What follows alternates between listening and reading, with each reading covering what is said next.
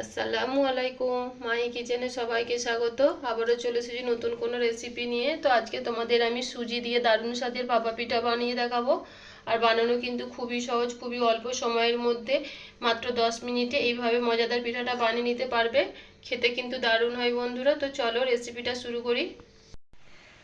আমি এখানে সুজির ভাপা পিঠা বানাবো। তার জন্য প্রথমে এখানে 1 কাপ সুজি নিয়েছি আর দুটো এলাচের দানা আমি এখানে এলাচ ছাড়িয়ে নিয়েছি। এটাকে আমি মিক্সি জারে দিয়ে একটু ব্লেন্ড করে নেব। তবে কিন্তু সুজিটাকে একেবারে পাউডারভাবে ব্লেন্ড করব না, একটু খসখসে ভাব থাকবে এই পর্যায় পর্যন্ত ব্লেন্ড করব। একটু গুঁড়ো করে নিয়েছি, তবে কিন্তু একদম পাউডারভাবে গুঁড়ো করে নিই, একটু খসখসে ভাব থাকবে এই পর্যায় পর্যন্ত আমি সুজিটাকে গুঁড়ো করে নিয়েছি। একটা বোলের মধ্যে আমি ঢেলে নিচ্ছি। তো এবার সুজির মধ্যে আমি কিছু শুকনো উপকরণ এখানে অ্যাড করে দেব। এখানে আমি নিয়েছি 2 চামচের মতো, 4 চামচের গুঁড়ো দুধ নিয়েছি। দিয়ে দিচ্ছি স্বাদ মতো একটু নুন। দিয়ে দিচ্ছি অল্প পরিমাণ একটু বেকিং পাউডার। 1 টিস্পুনের মতো টক দই নিয়েছি। একটু এখানে নারকেল কোড়া। তো নারকেল কোড়াটা তোমরা তোমাদের ইচ্ছা মতো এখানে অ্যাড করবে, বেশি বা কম যে কোনোভাবে অ্যাড করে নেবে। আর দিয়ে দিচ্ছি 4 চামচে 2 চামচ পরিমাণ আমি এখানে গুঁড়ো করা চিনি নিয়েছি। এই সমস্ত উপকরণগুলো একটু ভালোভাবে মিক্স করে নিচ্ছি। এবার অল্প অল্প করে পানি দিয়ে একটা ব্যাটার তৈরি করে নেব।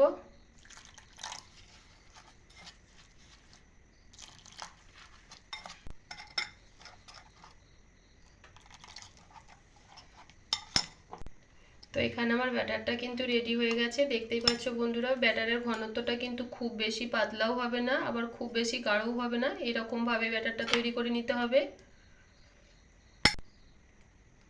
তো ভাপা পিঠা বানানোর জন্য এখানে কিন্তু আমার ব্যাটারটা সম্পূর্ণভাবে রেডি হয়ে গেছে। এবার আমি এখানে কিছু কাঁঠাল পাতা নিয়েছি আর পাতাটাকে এইভাবে একটু খোল তৈরি করে নিয়েছি। আর এই কাঁঠাল পাতার মধ্যে আজকে কিন্তু আমি ভাপা পিঠাটা বানাবো। তো প্রথমে পাতাটাকে এরকম একটা স্ট্রেনারের মধ্যে আমি রেখে দিচ্ছি। তো এখানে আমি সমস্ত পাতাগুলো এরকম ভাবে স্ট্রেনারের মধ্যে রেখে দিয়েছি। আর এইভাবে কিন্তু আজকে আমি পিঠাটাকে স্টিম করে নেব। আর এইভাবে বানালে কিন্তু অল্প সময়ের মধ্যে অনেকগুলো পিঠা একসঙ্গে বানিয়ে নিতে পারবে। তো সমস্ত খিলিগুলোকে এরকম ভাবে আমি স্ট্রেনারের মধ্যে নিয়েছি। এবার আমি অল্প অল্প করে এখানে পিঠের ব্যাটারটা দিয়ে দেব।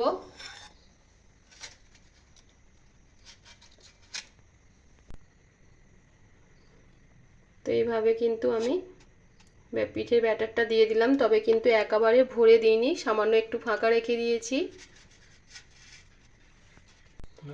এবার এই সামান্য পরিমাণ একটু আমি গুড় দিয়ে দিচ্ছি। আর দিয়ে দিচ্ছি একটু নারকেল কোড়া।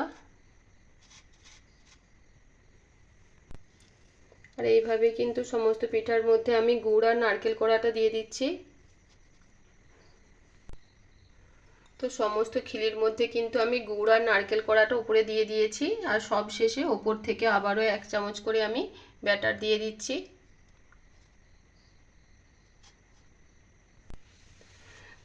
তো ওপর থেকে আরও একটু আমি গুড় দিয়ে দিচ্ছি। আর এইভাবে কিন্তু সমস্ত পিঠাগুলো আমি ব্যাটার দিয়ে আর গুড় আর নারকেল দিয়ে ভরে নিয়েছি।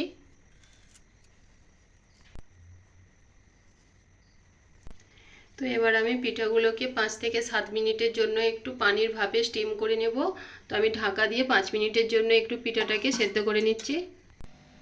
তো অবশিষ্ট ব্যাটারটা এরকম একটা আমি মোল্ডের মধ্যে নিয়ে নিচ্ছি। আর এই মোল্ড দিয়েও কিন্তু খুব সুন্দরভাবে ভাপা পিঠা বানানো যায়। তো এই যে 1 চামচ করে ব্যাটার আমি মোল্ডের মধ্যে ভরে দিচ্ছি। আগে পিঠার মধ্যে দিয়ে দিচ্ছি অল্প পরিমাণে একটু গুড়।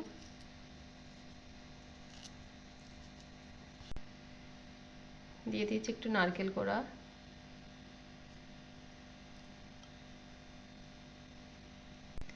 উপর থেকে আরও 1 হাতা করে ব্যাটার আমি দিয়ে দিচ্ছি।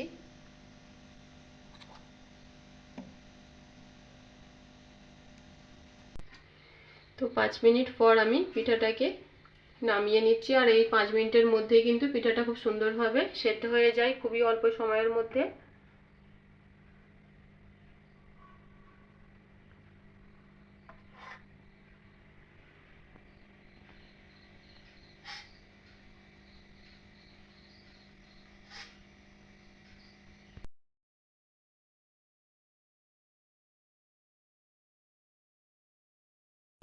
তো বাকি পিঠাগুলো আমি এরকমভাবে মোল্ডের মধ্যে ভরে নিয়েছি খুব ভালোভাবে। এবার আমি পানির ভাপ দিয়ে নেব 5 থেকে 7 মিনিটের জন্য।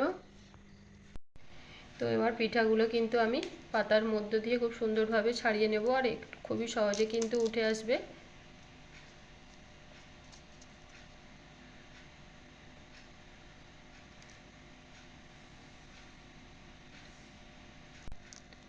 তো এইভাবে কিন্তু আমি সমস্ত পিঠাগুলো পাতা থেকে ছাড়িয়ে নিচ্ছি।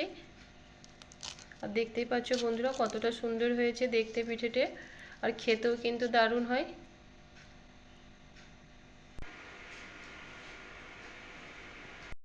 তো এই পিঠাগুলো কিন্তু আমার খুব সুন্দরভাবে সেদ্ধ করা হয়ে গেছে, আর দেখতেই পাচ্ছ বন্ধুরা দেখতে কতটা সুন্দর লাগছে।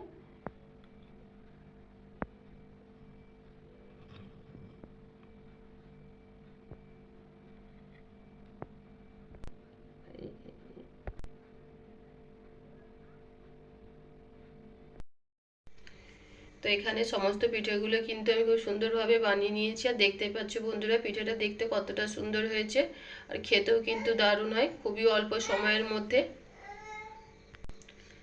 তো খুবই অল্প সময়ের মধ্যে এরকম মজাদার পিঠা খুব সহজে বানিয়ে নিতে পারো, চালের গুঁড়ো ঝামেলা ছাড়াই মাত্র সুজি দিয়ে এরকমভাবে ভাপা পিঠাটা বানিয়ে দেখতে পারো। আশা করছি তোমাদের অনেক ভালো লাগবে। আর পিঠাগুলো দেখতে যেমন সুন্দর বন্ধুরা, খেতেও কিন্তু অসম্ভব মজার হয়। আর দেখতেই পাচ্ছ কতটা নরম তুলতুলে হয়েছে, কতটা সফট, আর ভেতরের টেক্সচারটা দেখো খুবই সুন্দর লাগছে দেখতে, আর খেতেও কিন্তু ভীষণ মজার হয়। তো আজকের রেসিপি তোমাদের কেমন লাগলো অবশ্যই কিন্তু কমেন্ট করে জানাবে, আর চ্যানেলটা সাবস্ক্রাইব করে আমার পাশে থাকবে। আবারও দেখা হবে নতুন কোনো রেসিপিতে। আজ তাহলে এই পর্যন্তই, আল্লাহ হাফেজ।